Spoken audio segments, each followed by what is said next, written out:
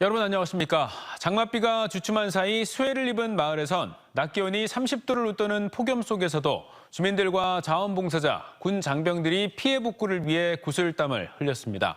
장마가 소강 상태를 보이는 이번 주말까지가 응급복구의 골든타임입니다. 공주, 부여, 논산, 청양과 세종엔 특별 재난지역이 선포됐습니다. 양정진 기자입니다. 주방은 흙탕물 범벅이 됐고 손님들이 식사하던 밥상이 나뒹굴고 있습니다. 30년간 애지중지 운영해온 가게가 폭우로 한순간에 아수라장이 된 겁니다. 코로나 때도 잘 넘기고 정말 잘 견디고 있었거든요. 근데 이제 이렇게 비가 와서 이게 홍수로 이게 피해가 될 줄은 상상을 못했기 때문에 자식을 잃은 어떤 그런 마음처럼 마음이 굉장히 아프고. 70이 넘는 나이에 이도저도 못하고 막막했지만 자원봉사자들 덕에 겨우 치우기 시작했습니다. 폭염특보까지 내려져 30도가 넘는 무더위 속에서도 군에선 빨래 트레일러를 동원해 주민들의 일감을 줄여주고 가전업계는 전자제품을 무상 점검하는 등 각자의 자리에서 구슬땀을 흘렸습니다. 비가 소강 상태에 접어들며 주말까지가 응급복구를 마칠 골든타임입니다. 하지만 여전히 현장에선 인력과 장비가 부족합니다. 이 마을 주민들은 지난 주말부터 이렇게 온갖 가재도구들을 밖에 쌓아놓았습니다. 하지만 나흘이 지나도록 철거되지 않아 아직 복구는 생각조차 못하는 상황입니다. 동사무소에 여러 번 문의해도 구체적인 계획은 듣지 못했습니다. 생활 쓰레기를 치워줘야 저희가 집 안으로 들어가기도 하고 지금 현재 들어갈 수 있는 입구도 없는 상태인 거예요. 점점 쓰레기가 무너져 내리기 때문에. 공공시설의 경우 응급복구를 마친 건 전체의 60% 가까이에 그치고 있습니다. 제방이 무너졌던 논산에선 임시 제방을 설치하고 있지만 아직 흙이 물을 많이 머금어 장비 진입도 어렵습니다. 이런 가운데 정부가 공주, 논산, 부여, 청양 등 충남 4개 시군과 세종을 특별 재난지역으로 선포했습니다.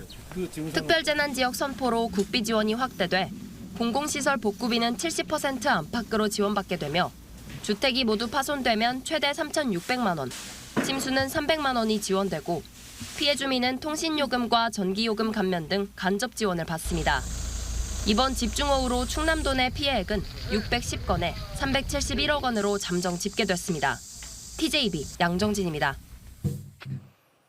이번 폭우로 하천이 인접해 있는 논산과 공주에선 마을이 모두 쑥대밭이 돼버렸습니다. 주민들은 수문 개방을 요구했지만 받아들여지지 않아 피해가 커졌다며 분통을 터뜨리고 있는데요. 반면 관계기관의 입장은 달라 갈등이 이어지고 있습니다. 조영준 기자의 보도입니다. 비닐하우스 안이 온통 난장판입니다. 가전제품을 비롯한 온갖 살림살이들은 토사범벅이 돼버렸습니다. 논산천 제방이 무너지며 3개 마을에서 500여 명이 대피했고 논과 비닐하우스 등 260여 헥타르가 물에 잠겼습니다. 마을 주민들은 제방이 붕괴되기 전부터 농어촌 공사에 수차례 수문 개방을 요청했지만 응답이 없어 피해가 커졌다고 주장했습니다. 또한 수십 년 된 수문은 수동으로 열고 닫아야 하는 상황이라 개선을 요구했지만 달라진 게 없었다고 말합니다. 3, 40년 됐다 그러면 그걸 이미 알고 있는 상황인데 미리 정비를 하고 교체할 거 있으면 교체하고 수리를 했다면은 이렇게까지 큰 피해가 저희 마을에 있었을까라는.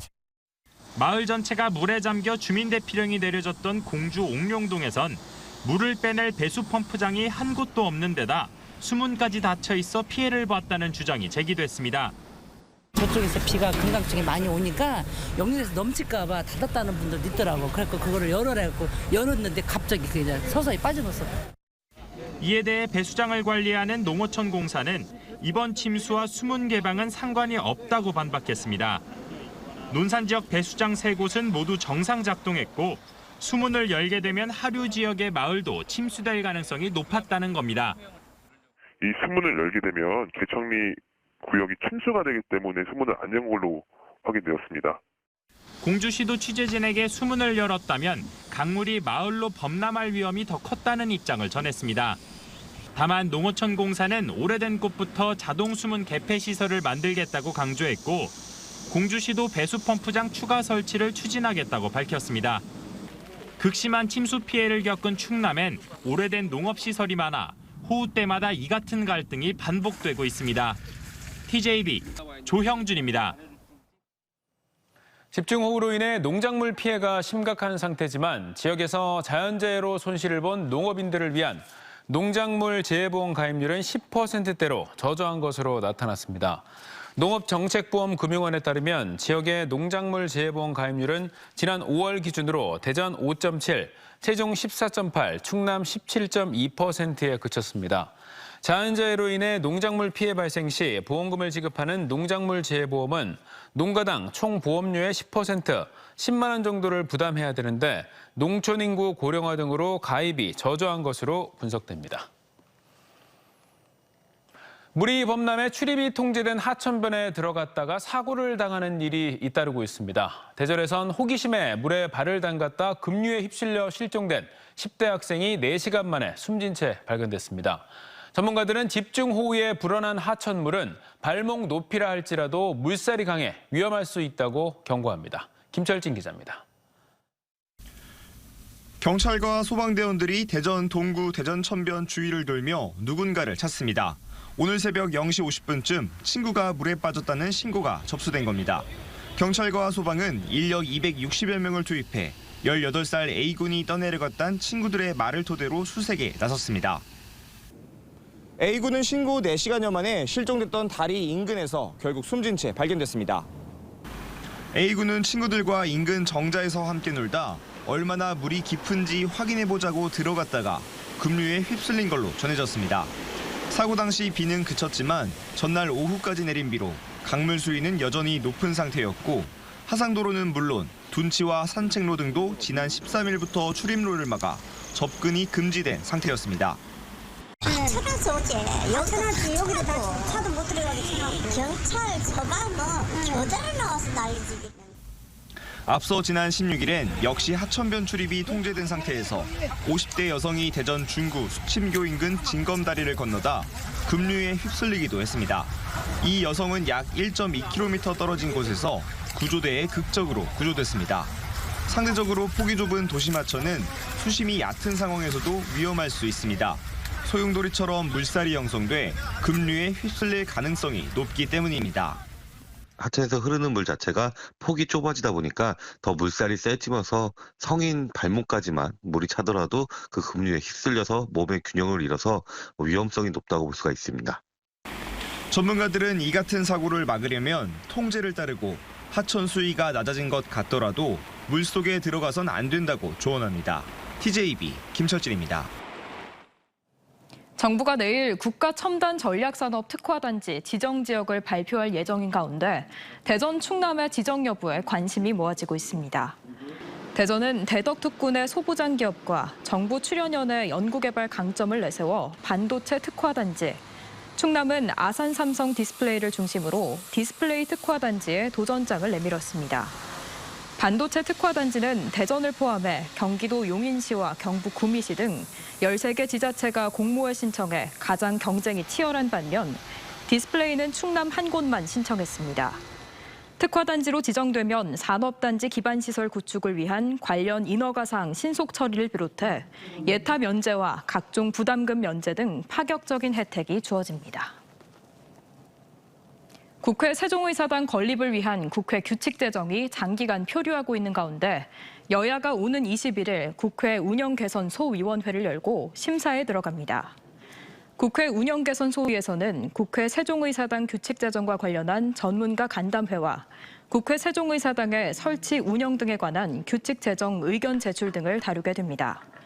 국회 세종의사당은 기본조사 설계비 147억 원과 토지 매입비 350억 원이 반영돼 있었지만 국회 규칙이 제정되지 않아 한 푼도 쓰지 못하는 상태로 국회 운영위 소위에서 여야 합의가 이루어지면 운영위 전체 회의와 국회 법사위, 본회의를 거쳐 이전 규모가 확정됩니다. 대전 역전과 중앙로 지하상가를 연결하는 통로가 개통됐다는 소식 얼마 전에 전해드린 바 있는데요. 이 연결 통로가 개통된 지 일주일도 안 돼서 벽면과 천장에서 누수가 발생해 대전시가 뒤늦게 보수공사에 들어갔습니다.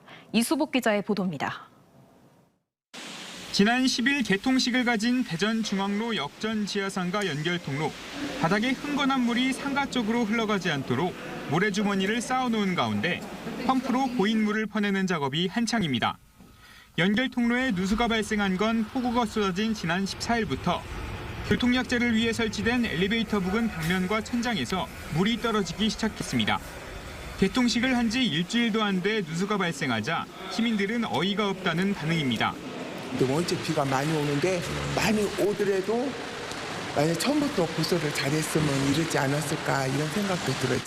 대전시는 연결 통로와 기존 지하상가 건물 연결 부위의 방수 접합 작업이 제대로 되지 않아 누수가 발생했다며 장맛비가 그치는 대로 보수 공사를 마무리하겠다고 밝혔습니다. 이제 기존 구조물 방수도 지금 이렇게 어느 정도 깨지다 보니까 그쪽이 약해서 지금 그쪽으로 물이 들어오고 있거든요. 기존 구조물에 덧대는 데는 원래에서 방수가 좀 취약하거든요. 2019년 12월 첫 삽을 뜬 지하상가 연결 통로는 완공이 1년 8개월 지연되면서 장기간 소음과 진동으로 인해 인근 건물에 균열이 발생해 보수가 필요하다는 진단이 나오기도 했습니다.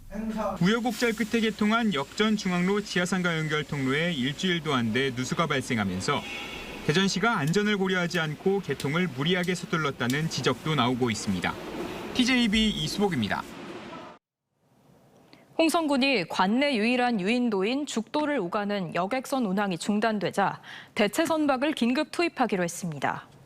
도선 사업자인 홍주해운은 지난달 17일 적자 누적을 이유로 한 달 동안 휴업 신고를 했고 홍성군은 발이 묶인 섬주민 불편 해소를 위해 1,700만 원을 긴급 편성해 승선 정원 18명 규모의 대체 선박을 내일부터 운영합니다. 이 선박은 화요일, 수요일을 제외한 목요일부터 월요일까지 남당항에서 죽도까지 평일 왕복 3회, 주말 왕복 4회 운항하게 됩니다.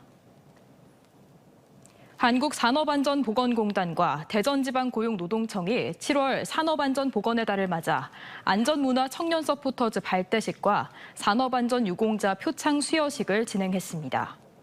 수여식에서는 산업재해 예방에 기여한 31명에게 고용노동부 장관 표창과 대전시장 표창 등이 전해졌으며 청년 서포터즈로 선발된 21명은 앞으로 안전문화 확산을 위한 동영상 제작과 부스 운영 등 홍보 활동을 하게 됩니다.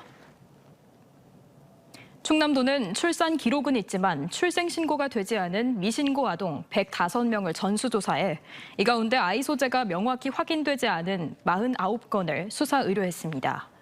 이번에 수사 의뢰한 49건 가운데는 베이비박스 유기 또는 위탁한 경우가 26건으로 가장 많았고 보호자가 지자체의 연락을 받지 않는 사례가 9건, 출생 사실을 부인하는 경우가 7건, 입양했다고 주장하는 사례가 3건 등으로 조사됐습니다. 검찰이 필리핀에서 아내를 살해한 뒤 주거지 앞마당에 매장한 혐의로 기소된 목사 63살 A씨에 대한 항소심 결심 공판에서 1심과 같은 징역 30년을 구형했습니다. A씨는 지난해 8월 25일 오전 필리핀에 있는 주거지 2층에서 아내와 말다툼을 벌이다 목사로서 자격이 있냐는 말에 격분해 둔기로 아내를 살해한 혐의로 재판에 넘겨졌고 1심에서 징역 18년이 선고됐습니다. A씨에 대한 2심 선고는 다음 달 25일로 예정됐습니다.